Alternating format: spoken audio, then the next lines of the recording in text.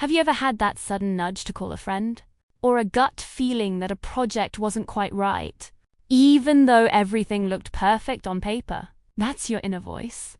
It's not some mystical superpower, it's actually your brain's way of processing years of experience and deep values into a single, quiet signal, but in a world that never stops talking.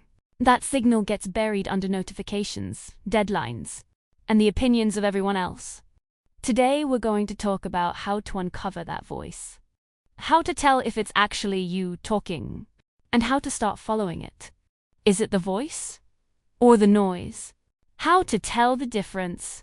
The biggest question I get is, how do I know if it's my inner voice or just my anxiety? Here is the secret. The inner voice is a whisper. The ego is a shout. Your ego or your fear is loud, urgent, and usually critical. It uses words like should, must, or better not. It tries to convince you with long, logical stories about why you'll fail. It feels tight, usually in your throat or your head.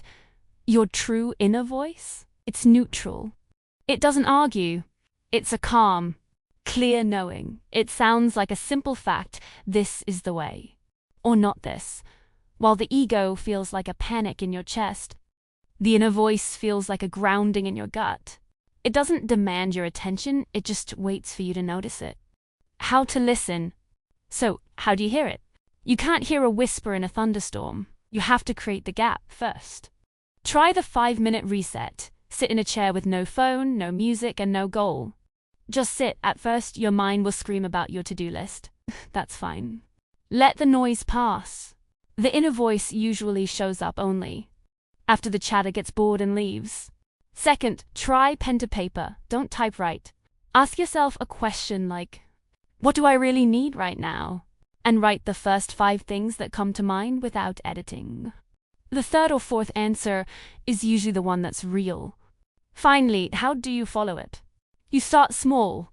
Don't wait for a life-changing epiphany. Practice on the little things. If your inner voice says, take the long way home today, do it. If it says, order the tea instead of the coffee. Listen, when you follow these small nudges, you build self-trust. You're telling your inner self, I hear you, and I value what you have to say. So, here is your challenge for today, sometime in the next hour. Put your phone away for just 60 seconds, breathe, and ask, what is the one thing I need to know right now? Then, just listen.